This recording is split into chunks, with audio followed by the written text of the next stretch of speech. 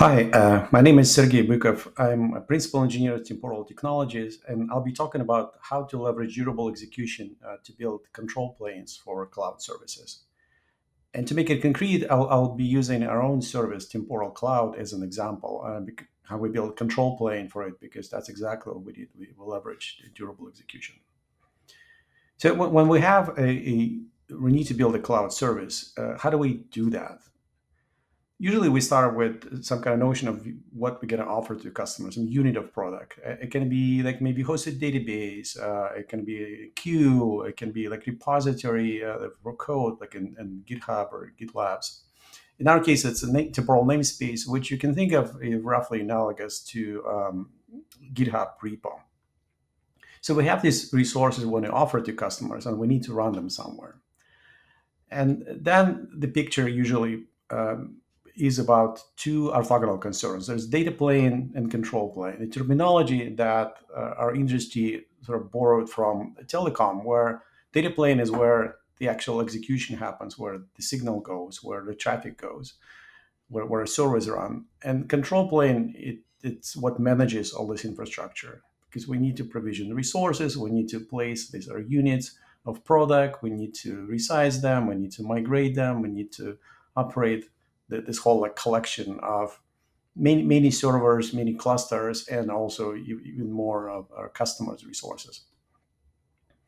So how do we do that? In Temporal, we look at data plane. We chose the cellular architecture where we run instances of our data plane in this kind of self-contained units, right? We call cells, coincidentally. And the main goal here is isolation, so that if anything happens to cell A, it should not impact cell B. That may be some kind of outage on the cloud provider. It may be a bug in software, or like so if one cell is impacted by that, we don't want it to that fire to spread to other cells. But also, if we were to make a mistake, if we deploy some configuration change, which statistically is a big reason for outages, we want it to be contained to a single cell. And it's a concept of blast radius that I think originated Amazon. So anything that happens should be contained.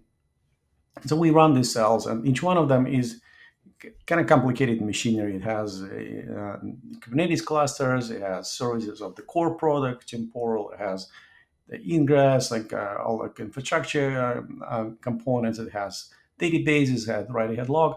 So a lot of machinery, and we run an instance of this machinery in each cell. And as you would expect, we deploy them to different regions in the cloud, in AWS and GCP, so they run independently. Customers can connect to them. So far so good, right? So we need to manage it, and the control plane that's what we're focusing, what I'm focusing on today. Let's look at a couple of concrete scenarios. The first one is the provisioning of the resource, in our case, namespace. So our user of Temporal Cloud goes to the web UI, picks a region where they want a namespace, and pushes the button to create the namespace. It seems very simple on the surface from the customer side, but behind the scenes on the back end, a bunch of actions need to happen. This just is some subset of them. We need to decide where to put this resource. We need to provision a bunch of artifacts. We need to have roles for user access. We need to provision certificates and configure DNS. A bunch of steps, and they all like call in other services for or perform their actions. Those actions usually take time. They may intermittently fail. We may get rate limited. And so imagine if I were asked to write this kind of code spaghetti style, I would be like a really sad panda because making all this like error conditions, failure conditions, retries in the code, it's a lot of work. It's very expensive to write, and it's very difficult to get right. And so usually when people look at this problem, they kind of naturally migrate to this idea that we want to execute one step, like we're going to define these steps of what needs to happen, and then we we execute them one at a time. We wait for them to complete. We retry if needed, and then as a step succeeds, we go to the next step, which is kind of like a workflow style software where we have these predefined steps, and there is some kind of orchestration logic that controls it. Because otherwise, the problem becomes really intractable. And it just so happened that durable execution has this notion of essentially the workflow progression. And then in temporal, it's even called a workflow for that reason. And there are two main concepts there. I don't have time to go deeply into durable execution, but for kind of focus of this presentation, think about it this way. So there is orchestration logic or the workflow that orchestrates steps, and there is actions that represent each step. Like in this case, we want to call foo operation foo and then execute operation bar. And the code looks deceptively simple. We just do one and then the other. And you would ask questions like, what happens if, say, foo returns a 429? You get rate limited, or maybe like some transient like 500 error. There is no error handling code here. We would fail. We don't want to fail when we retry. When durable execution, the answer is all this is done by the underlying framework, by the platform. So you don't need to write any of this error handling, retry, exponential Bykov code, and that's the big value that durable execution brings to writing this kind of code. We can focus on the happy path and write what we want, our business logic, the intent, and can avoid writing a whole bunch of usually error-prone, like error handling code, where it's very difficult to test. And this is exactly how we write our control plane code. Like this is a screenshot we're unexpected to read, but it's kind of like what our logic and control plane and the one this procedure of provisioning namespace looks like. It's literally like this kind of style code. There's like a step after step, and there's like checks if it failed terminally, and now we need to cancel. Otherwise, there is no like error handling code. And then on the right hand side, you see because of nature of durable execution, there is full record of what is happening. Every step, what it was about, what the arguments were, what the return code, if there's a failure, what was the last error, is going to be a retry, how many retries already happened. All this is visible. So you kind of get this kind of built-in debugger. You can go and see what is going on with my live code, what happens. And this is a screenshot from execution of such a namespace provision workflow in our system. So if we zoom in, this is one specific case where at the end of provision of namespace, when we did all the DNS configuration, provision, ingress routes, certificates, and all of that, we need to check. There are two endpoints, gRPC and HTTP, and we want to check before telling customers the namespace is ready that is actually possible to connect to those endpoints. And that's what this logic is. And as you notice at the top, it says with infinite retry activity option that says try this until it succeeds. So we don't need to put any kind of timing restriction on this action because we can have it at a higher level for the whole provision operation.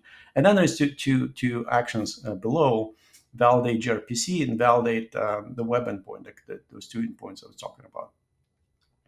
And so when we zoom into web UI, this is exactly what it shows. It shows there's this two activities and shows exact timestamps, and it started, and like I said, you can retry.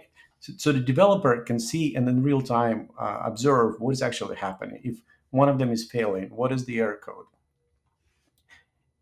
So if I step back, this is called durable execution approach, allows us to redefine our business logic in the form of this kind of workflow orchestrations, like high-level orchestration, and activities, the actions. And some of the actions that are more complex, they can be nested workflows themselves. So you have kind of high-level workflow that calls into some actions, call into some smaller workflows, like child workflows that have their own actions, and they can be more nesting there. So like all operations in our control plane are defined this way with kind of activities and workflow logic. And this makes this problem much more tractable. So instead of sad panda, I can be like a happy, lazy red panda looking at this.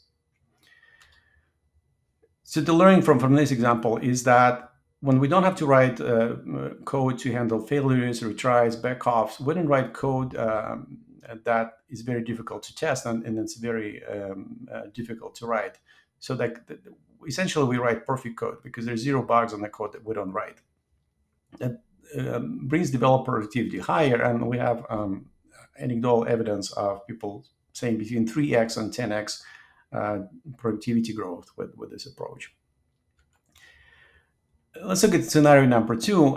This is when we run our software as a service. Of course, we need to periodically roll out new versions, and that happens very frequently. Some people do it even for every change.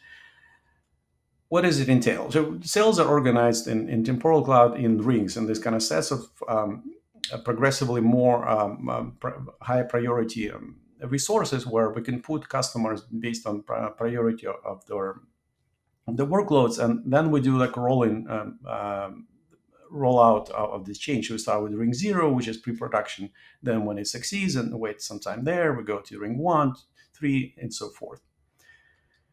So the logic for all this out the kind of change is essentially a massive nested loop where we go for each ring, we take a batch of cells because it only just one cells if there is many of them. We go through every cell and after every service in the Kubernetes cluster, we deploy. And between each of these steps, we sleep. We can sleep for an hour, we can sleep for a day. This whole rollout of a version takes between 2 to 3 weeks usually for us. We want it to be slow, to be safe. It's not because we cannot be faster. And so imagine I need to run a for loop that if there is anything happens, I need to stop, right? And so if I were to write this kind of massive for loop that runs for 3 weeks, anything can happen, right? My process can crash. I may need to deploy a new version. It's very difficult to run this kind of software reliably. And with durable execution, we actually write it as a loop. Like in this case, it gets batches, so it combines rings and batches into like one set just for optimization. And then there's literally a loop that can run for weeks. And during this 2 or 3 weeks when it's running across the whole fleet of cells, we can deploy a bunch new versions of this very logic.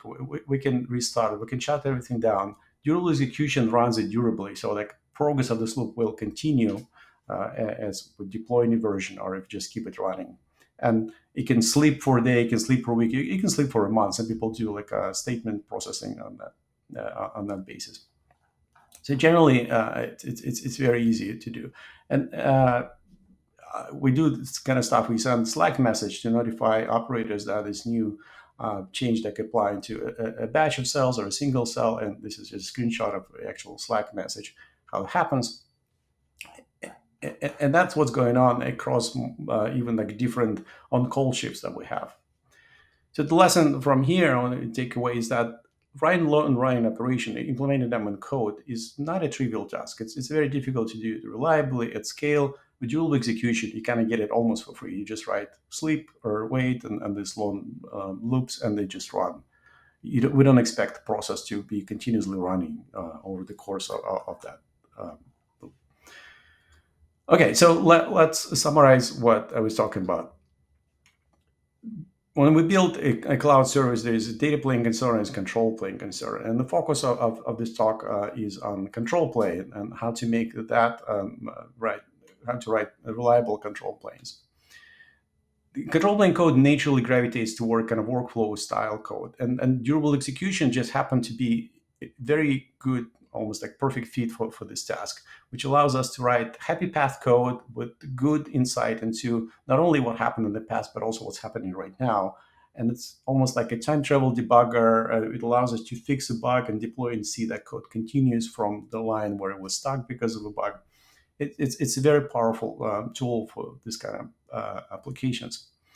And we were not the first one to build a control plane with durable execution. This list of companies from 2 years ago, there's a lot more that do the same because there's no like, we're not geniuses here. Like any reasonable engineer, when looking at this problem, building control plane, they discover, if you know about durable execution, they discover that that's a great tool for doing that.